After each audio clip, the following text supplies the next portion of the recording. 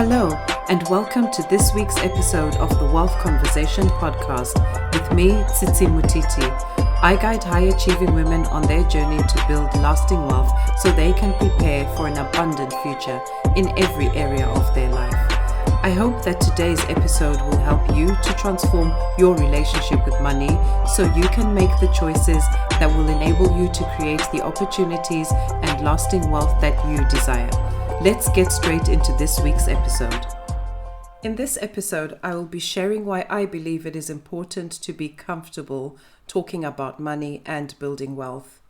For many years, I struggled to have money conversations. It wasn't because I didn't want to talk about money. I just felt I couldn't talk about money. In some instances, I actually believed that it wasn't my place to have those conversations. And in others, I thought I didn't have the right language to have meaningful conversations. And then there was the fact that in my early 30s, I had accumulated a lot of debt, and this was mainly due to lack of knowledge. I had moved to the United Kingdom from Zimbabwe, and I didn't understand the financial system in the country that I was now operating in. But at the same time, I needed to move quickly. I needed to set myself up. I needed to find work, and I needed a place to live, which meant I had to pay bills while supporting family back home. The financial decisions I made at that stage and the additional responsibilities that I had seemed to be taking me further away from the personal and lifestyle goals that I had set for myself. And I didn't know how to effectively manage my money. It's something that I wasn't taught about. I wasn't taught at school or at home. Living in Zimbabwe in the late 90s, early 2000s also had a major impact on my relationship with money. Although I had a middle-class upbringing, money was actually very stressful. The conversation around money for me tended to be about the lack of money or how difficult it was to have and maintain any level of money, simply because our currency and economy were in freefall at the time. And that was the conversation I knew. That was a conversation I could have with confidence. It was difficult for me to get my head around the concept of growing and maintaining wealth because I had not really experienced that in my early adult years. So you're probably wondering what changed, because here I am hosting this podcast called The Wealth Conversation. If you have done any research on me, you will know that I am an award-winning investment manager and a certified financial coach. This means that my days are spent talking with people about money. I have conversations about how to grow, maintain, and protect wealth, as well as how to understand the role that we each play in our present and future finances, whilst acknowledging the impact we have had on our past money story. I want everyone to commit to becoming the designer of their financial future, because one thing I now know for sure is that we all have the power to create whatever financial future we desire. And the main reason why I believe this to be true is because money is just a tool and a byproduct of our efforts. It's like picking up a pen and starting to write. Your mind is what controls the whole process. It sends a signal to your hand, which makes the hand move in a certain way so that you are able to write out each letter that will reveal your thoughts. The pen is the tool in this example. And it's really as simple as that. And if you can accept and understand that your decisions and actions have an impact on how your money actually works for you, then you are on the right track to making your money work as hard as you do. You are ready to become the designer of your financial future. So, I moved to the UK in September 2006, and I joined the wealth management industry just over a year later, November 2007 to be exact. At that point in time, I was a qualified secretary. The role that I was offered was a secretary to a team of investment managers. I accepted a job because I needed a job, but I was also convinced that I would leave the job in 3 years. And this was not because I felt I couldn't do the job, But it was because I had found myself in an industry that I felt I didn't belong in. After all, I didn't know anyone who worked in senior levels in the industry in the UK. It wasn't easy to find anyone in the industry who looked like me. And, they say seeing is believing, right? And because I didn't see a black woman in the industry at a senior level, I believed that I had no business in the sector.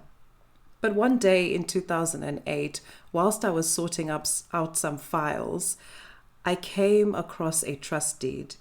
This was the first time I had ever seen one. From reading the first page, I gathered that Mr. X, let's call him that, had ring-fenced a specific amount of money more than a century ago.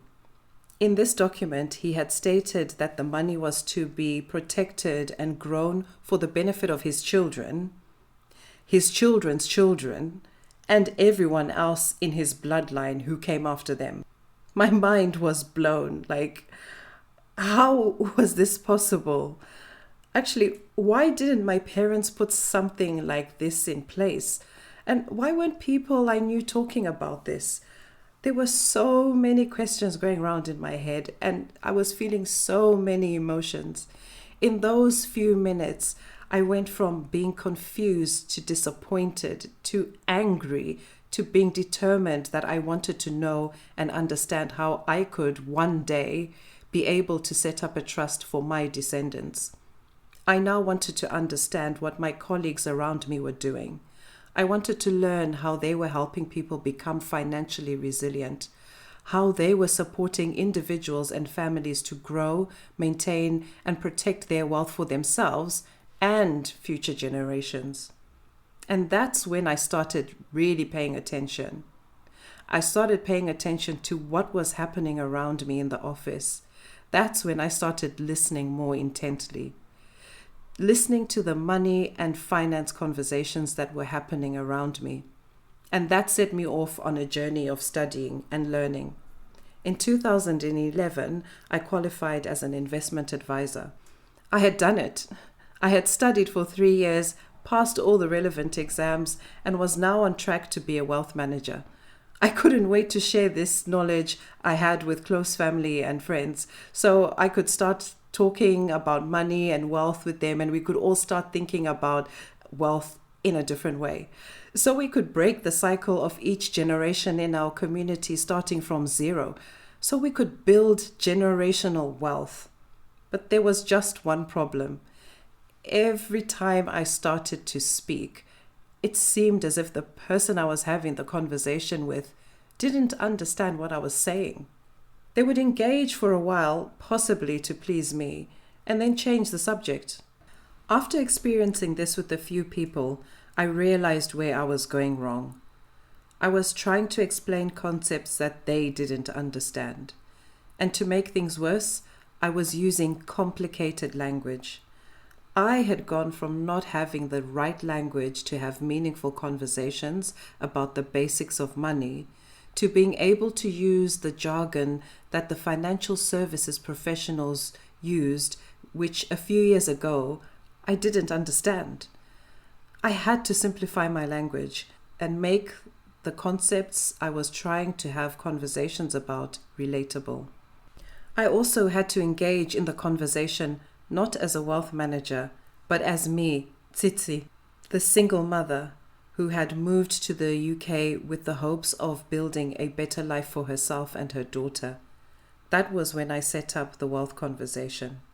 My mission was to get people comfortable talking about all aspects of money and finance, the good, the bad, the confusing, and everything in between. Because despite the qualifications and the experience that I had working in financial services, I was struggling with my personal finances. I was finding it difficult to have a conversation about my financial situation with anyone. The day I decided to speak to someone about my financial situation was the day that everything started to turn around for me. That conversation helped me put things in perspective. It helped me see that things were not as bad as my mind was making them out to be. It helped me find the light at the end of what seemed to be the longest and darkest tunnel. The wealth conversation for me is a bridge between people who feel as if they don't have the right financial knowledge. They believe that there is no way out of their current financial situation. It's the bridge between that place and where they want to be on their financial journey. And the way I have made the most impact so far in people's lives is really by having conversations. Conversations about where they are, where they want to be, as well as conversations about wealth. Because I believe that wealth encompasses so much more than just money. It has everything to do with our physical, mental, spiritual, social, and financial well-being. I call these 5 areas the wealth cornerstones. And I really believe that we must all be comfortable having the wealth conversation, especially given the impact of the COVID pandemic on our finances. It is now even more important that we start having the money conversation. For some, the pandemic has meant that income has either reduced or disappeared altogether, whilst others have been able to save more because they have not had the opportunities to spend as much as they did before the pandemic. Either way, whatever the impact has been on your personal finances, I believe that you must engage and be comfortable talking about money. According to the UK's Money and Pension Service, often referred to as MAPS, M-A-P-S, research shows that people who talk about money make better and less risky financial decisions. They have stronger personal relationships. They are able to help their children form good lifetime money habits. And they feel less stressed or anxious and more in control. I can tell you now that I have experienced very high levels of stress and anxiety in the past because of my financial situation. And despite being in a much better financial position now, despite the knowledge and tools that I have access to, and with a greater understanding of how I impact my finances, there are still times when I feel uncertain about the future. So, the stress and anxiety may not go away completely, but I can assure you that having a conversation about your situation may reduce the levels of stress and anxiety and the impact it has on the other areas of your life. One thing I want you to remember is that oftentimes the money conversation is not about money. It is usually about the situations that may impact your finances in either a negative or positive way. Situations like ill health, losing a job, heading towards retirement, or even getting a new job. Now, MAPS also says that building money conversations into our everyday lives also helps us build financial confidence and resilience so we can face whatever the future throws at us. Every year in the UK, for 1 week in November, the Money and Pension Service encourages everyone in the country to have at least one conversation about money. For 2021, this week, known as Talk Money Week, falls on the 8th to the 12th of November. But I want to encourage you not to wait until the 8th of November. I want you to have your first or maybe your next money conversation sooner than that. This is something you should get used to talking about, just like how you are used to talking about the weather. So, here are my 4 top tips on how to have an effective money conversation with a loved one. Number 1, set aside some time to have the conversation with no distractions and interruptions. Ring fencing that time might mean actually putting it in your diaries, and it just increases the level of commitment to that discussion. Now, let me be clear. I'm not saying set aside an hour. An effective money conversation doesn't have to be an hour. In fact, sometimes having a long conversation makes the conversation less effective. So maybe initially setting aside 10 minutes once a month to have a conversation or a check-in with a loved one about how their financial situation is a good way to start. Tip number 2, Be prepared to talk openly, but also be prepared to listen. This is actually a really, really big tip and really, really important thing to remember.